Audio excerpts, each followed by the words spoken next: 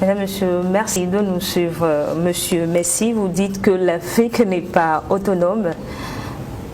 Oui. 50, 60, 52 ans après les indépendances. Écoutez, vous voyez, nos États africains ont tous des accords commerciaux qui existent, qui sont documentés. Est-ce que vous pouvez lancer un coup d'œil? Ces accords commerciaux sont à 100% contre-productifs pour nos États. Je prends un exemple d'un produit comme le bauxite. Mais c'est une matière mondialement recherchée. Et on peut compter le nombre de pays producteurs de cette matière. Et ces pays... En Afrique, la Guinée. Voilà. Et ces pays sont les plus pauvres. Donc ça veut dire que cette matière n'est pas mise comme utilité publique pour ces pays. Il y a un contraste. Et aujourd'hui, il est quand même très clair de voir que voilà des secteurs où nous pouvons reprendre notre autonomie. On doit changer l'environnement juridique, réglementaire. Je pense d'abord que ça c'est l'accompagnement politique veille à ce que qu'il y ait des lois qui autonomisent, c'est-à-dire qui rendent autonomes ces pays propriétaires de leurs propres produits. Ça, ce n'est pas le cas. Quand vous regardez les accords commerciaux, nos produits ne nous appartiennent pas. Nous vivons des subventions de nos propres produits, ce qui est contrastant. Or, il est quand même temps que ces points-là puissent être évoqués aujourd'hui, se dire, nous avons de l'arachide. Notre arachide est la meilleure consommée dans tous les tables. Alors, il faudra que nous définissions une politique nationale de nos produits. Il faudra qu'on définisse une politique nationale de nos produits, mais est-ce que les infrastructures nécessaires existent? Je pense que l'infrastructure existera à partir du moment où nous aurons une prise de conscience. Lorsque vous avez une prise de conscience que vous avez un pouvoir sur un produit, cette prise de conscience, vous allez définir un cadre de fonctionnement par rapport à ce produit. Nous allons définir un cadre de fonctionnement par rapport à nos ressources. Et ce cadre nous permettra de savoir quels sont ceux qui viennent demander nos produits et nous allons les transformer, nous allons les revendre nos produits et cela va constituer à produire d'autres choses qui nous seront utiles. La plupart de nos produits sont arrachés à l'état brut et nous ne savons même pas l'utilité qui en est fait. Le retour, c'est qu'on nous les vend encore très cher. Et cela n'est pas budgétisé. Aujourd'hui, il est quand même normal, lorsqu'on veut parler de l'industrialisation de l'Afrique, de prendre secteur par secteur. Dans le domaine de l'énergie, nous avons le gaz qui est propre à nous. Ce gaz, si les politiques de transmission de savoir mettaient l'accent pour dire la transformation du gaz au Togo, mécanisme. Les petits-enfants très tôt savent que à travers un compost, à travers des bioproduits, je peux obtenir des gaz. Tout cela va constituer tôt ou tard à commencer à produire. Lorsque vous produisez, vous développez de l'industrialisation. Peut-on désigner comme obstacle institutionnel correspondant à l'absence de contre-pouvoir pouvant freiner les abus de pouvoir de l'exécutif omnipotent? Oui, vous savez, les pays anglophones ont compris cette formule et c'est pourquoi aujourd'hui, leur politique de développement, leur politique nationaux valorisent d'abord leurs propres ressources. Les pays anglophones ne sont pas tributaires comme les pays francophones. Dans ces pays, je peux dire, l'entrepreneuriat est encouragé et ayant comme ressources les ressources nationaux. Dans des pays francophones, cela, c'est le contraire. Qu'est-ce qui se passe?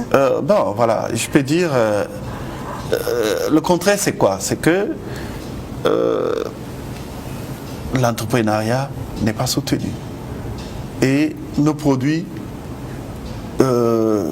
subissent, je peux dire, une imposition. Je crois qu'on comprend de jour en jour. Voilà, c'est à ce stade, c'est pourquoi j'ai dit au départ, l'éveil est là. Et vous avez vu sur le plan global, il y a un changement de langage. On impose aux multinationales qui viennent s'implanter en Afrique de mettre en place des structures de formation. Parce que lorsque ces multinationales s'en vont, il n'y aura plus de coquilles qui restent. Il faut que l'intelligence reste. Il faut que le savoir-faire reste. Avant, ces multinationaux, quand ils venaient, lorsqu'ils partent, ils partent avec tout. Et ça nous laissait toujours dans notre état, dans notre niveau inférieur. Aujourd'hui, le langage a changé. Vous avez entendu tout récemment, les gens préconisent que voilà, les échanges soient axés avec la formation pour permettre aux pays bénéficiaires d'avoir une ressource productive et qui va rester lorsque la multinationale va partir. Et dans certains pays où l'agriculture est la principale source d'emploi, peut-on penser aussi à l'industrialisation? Ben, effectivement, c'est même le poumon aujourd'hui de l'industrialisation. Lié à l'agriculture, l'agriculture c'est un secteur productif et tout secteur qui est productif génère ou bien crée d'autres sous-secteurs. Et l'Afrique, c'est le poumon de l'agriculture pour le monde entier. Et il est de bon ton qu'aujourd'hui, lorsque la papaye africaine vient d'être transformée en jus, que cela soit l'appellage d'un Africain, que cela soit une initiative. Vous savez, je vous donne un exemple. Nous avons les jus de bissap. C'est le meilleur jus, les jus de pamplemousse, de citron. Qu'est-ce qui manque à cette bonne dame de mettre en bouteille son jus? La bouteille. De mettre en bouteille ce jus. C'est la bouteille qui lui manque. Voilà, déjà c'est la bouteille. Et aussi pouvoir avoir une certaine de masse productivité. Vous voyez, la maman, elle le fait dans sa petite marmite. Hein? Or, aujourd'hui, nous avons des citernes, comme les citernes de pétrole. À partir du moment où la maman sera formée, on lui fait savoir que non, maman, le soudeur peut te former un gallon où, au lieu de faire tes 250 millilitres, aujourd'hui tu peux faire, maman, 1000 litres. Mais vous pensez que cet élan-là ne va pas apporter d'autres sources de productivité? Et c'est ce que nous sommes, c'est ce que le Nigeria a compris. Le Nigeria est producteur à 100% de leurs choses, jusqu'aux médicaments. Vous voyez? Parce que l'herbe du Nigeria, c'est ça qui fabrique la quinine. Vous voyez? Nous avons tout ce savoir.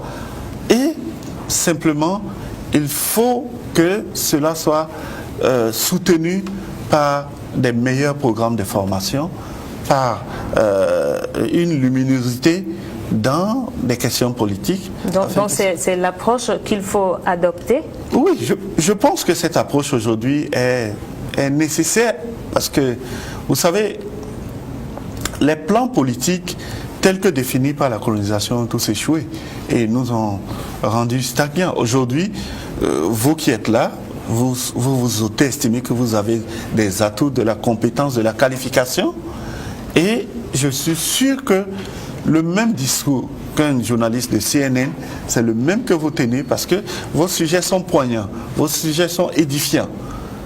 Et vos actions contribuent à nourrir le monde entier, la population, des idées nouvelles. Il y a un accompagnement consécutif qui est fait à travers votre thématique, vos actions. Un jeune qui suit un enfant, il gagne quelque chose, met en place. Donc il faut que notre société soit en émulation.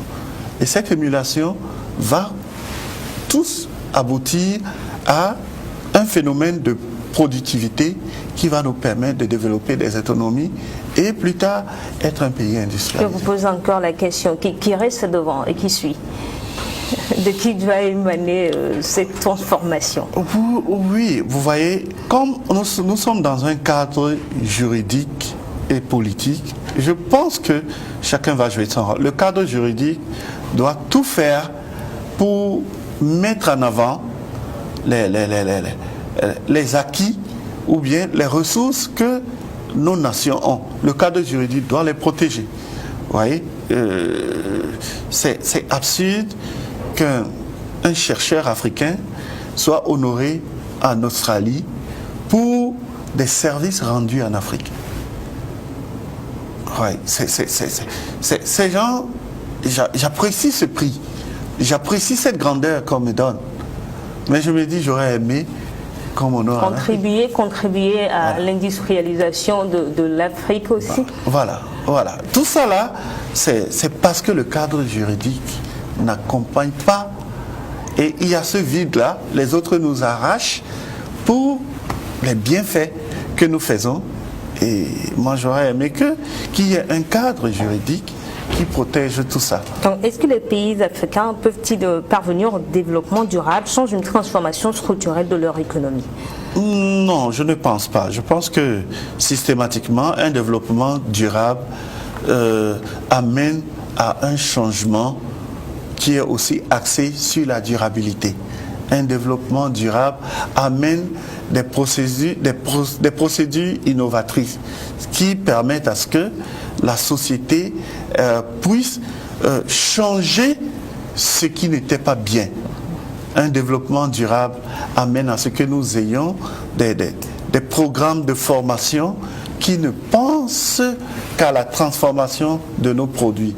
Et tout cela doit être couvert par un cadre juridique qui l'accompagne et qui permette à ce que les idées qui sont nées, les volontés qui sont mises en place puissent générer quelque chose de bien. Ne faut-il pas aussi penser à améliorer les infrastructures de base? Oui, tout cela viendra si nous produisons. Si une route, c'est du bitume. Nous avons du bitume chez nous. Nous avons tout chez nous.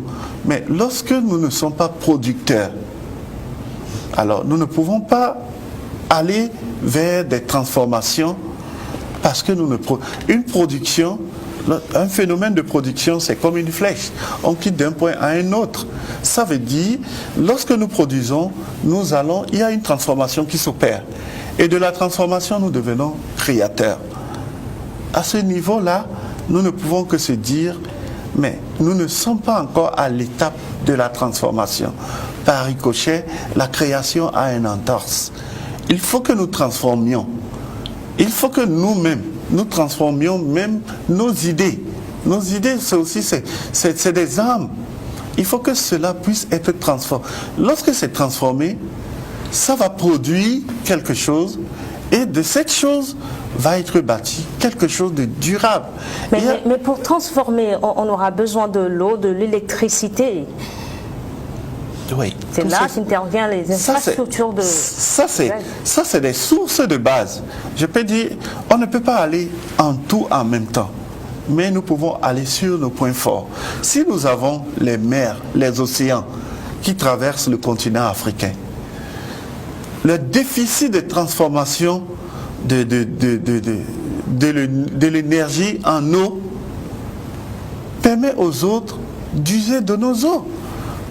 Nous ne pouvons pas toujours, si à partir du moment où nous transformons notre espace maritime, nos sources d'eau, nos rivières, nos lagunes, à c'est certes des sources naturelles, mais nous pouvons les rendre comme moyen de production, soit d'énergie, soit de nutritifs. Et cela va nous générer des revenus. Et de ces revenus, nous allons bâtir des infrastructures. Une Afrique forte et développée. L'Assemblée générale des Nations unies a proclamé la période 2016-2025 comme la 3e décennie du développement industriel pour l'Afrique. Que peut-on espérer?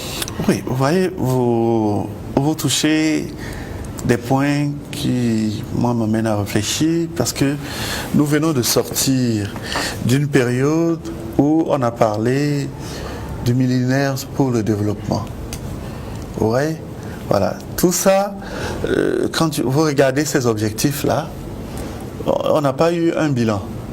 Maintenant, on saute à une période qu'on développe auprès des Nations Unies avec un autre slogan.